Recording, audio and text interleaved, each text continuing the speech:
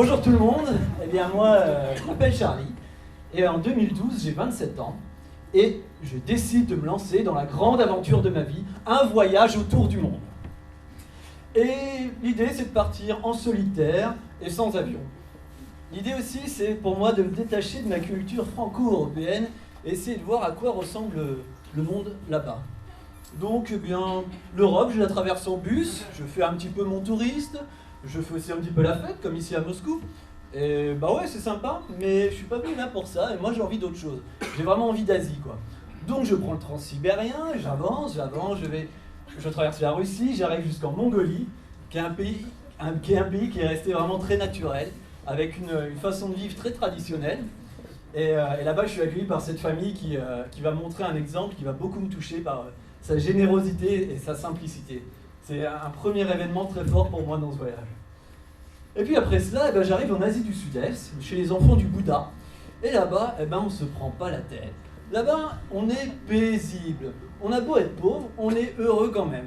Du coup, Charlie, il se détend un peu, il prend un peu l'ambiance. Et puis du coup aussi, comme il n'y a pas trop de loi, là-bas, il n'y a pas de règles, je me dis, je vais m'acheter une moto. Et j'ai pas de papier, j'ai pas de permis, mais me voilà avec ma moto, dans le sud du Vietnam, et puis hop, je passe la frontière, je traverse le Cambodge, j'arrive au Laos aussi. Et au Laos, j'arrive à la campagne, et là, je rencontre une personne, Renée, une Québécoise. Et Renée est une personne assez particulière parce qu'elle atteint une forme d'éveil où elle arrive à se connecter à ce qu'on appelle la source, où on est tous reliés. Et alors là, je suis totalement abasourdi et je reste 3 semaines auprès d'elle à poser des questions, à tenter des expériences de jeûne un peu dans la forêt, à essayer finalement de dépasser le mental. Après ça, c'est sympa, mais là, je continue mon voyage et j'arrive en Thaïlande. Et la Thaïlande, c'est un gros bonbon. La Thaïlande, quelque part, c'est Sea, Sex and Sun. Les plages, les paysages, les gens qui sourient, les filles, tout est facile là-bas, tout est... Alors, c'est le plaisir des sens, et moi je me fais plaisir, et voilà, ça fait partie du chemin aussi. Et après cela, par contre, j'arrive en Malaisie tenter l'expérience Vipassana. Vipassana, on est 10 jours isolés, en total silence, avec aucun divertissement. Pas de portable, pas d'internet, pas d'écriture, rien. On se lève à 4h du mat, et qu'est-ce qu'on va faire? On va méditer pendant une dizaine d'heures par jour, toute la journée. Et là, il va m'arriver des choses incroyables. J'ai beau être juste assis, mais je vais avoir des flashs de lumière, et je vais faire, mais waouh, qu'est-ce qui se passe? Je comprends ma vie, je comprends la vie juste en étant assis, quoi. Vipassana a vraiment été une expérience incroyable. Après cela,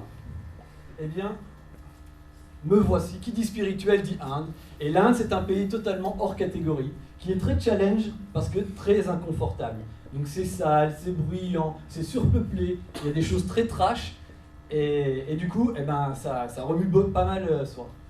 Et en Inde, c'est là que je vais rencontrer mon autre maître quelque part, qui n'est pas l'Indien sur la gauche, mais l'Américain sur la droite, qui est un sadhu, c'est-à-dire qu'il marche pieds nus, il n'utilise pas l'argent et il dort dehors. Et lui est une encyclopédie spirituelle, et lui surtout va me révéler Dieu. Et je vais rester auprès de lui, à poser des questions, à tenter des nouvelles expériences. Et du coup, moi je me suis bien inspiré par cet effet sadhu, et me voilà parti au Népal, pieds nus, pour rejoindre un village, donc 5 jours de marche pieds nus, et dans ma besace avec des livres sacrés, donc la Bible, le Coran, la Bhagavad Gita, les écrits du Bouddha. Et aussi, dans ce village, je vais être prof d'anglais. Et finalement, j'y vais un peu la fleur au fusil, et les enfants, les petits marmots, c'est des vrais petits diables. Et du coup, ils me mettent pas mal en challenge, et ils me font travailler la question de l'autorité. Et après ça, moi j'ai envie d'aller en Inde, et je finis au Bangladesh. Et au Bangladesh, j'ai pas envie de dormir dans les hôtels encore, donc je vais aller dans une mosquée internationale, et je vais partager mon quotidien avec des centaines et des centaines de musulmans du monde entier. Et là, je vais découvrir aussi quelque chose d'incroyable, c'est toute la chaleur humaine et tout l'amour qu'ils dégagent entre eux et avec moi. Et là, ça me touche vraiment beaucoup. Mais Dhaka au Bangladesh, c'est aussi pour moi un enfer, parce que d'abord l'enfer urbain, après un enfer administratif, j'ai tout un micmac de visa et de passeport à faire, et en plus dans la mosquée, c'est Ramadan, donc on dort pas beaucoup, on mange pas très bien, et mon corps fatigue.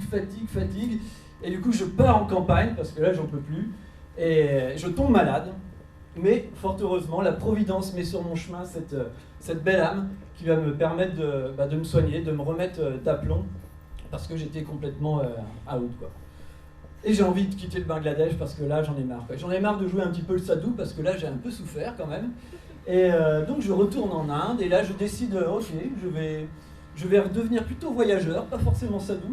Et je vais aussi faire des méditations, des lectures, mais je lâche prise et je me prends un peu moins la tête et je me fais plaisir. Et la fin du voyage se passe globalement comme ça. Et pour conclure, je pense qu'on peut dire que j'ai bien réussi mon détachement. Et que finalement, l'aventure qu'on fait à l'extérieur, on la fait aussi à l'intérieur. Et j'ai aussi pu découvrir un autre aspect de la vie, l'aspect magique, l'aspect magnifique de la vie. Et je continue à essayer de travailler dessus et à avancer. Mais ce que je peux vous dire, c'est allez-y, quoi. Ne réfléchissez pas. Si vous avez un tant soit peu une envie de voyager, tentez l'expérience, lancez-vous, quoi. Merci.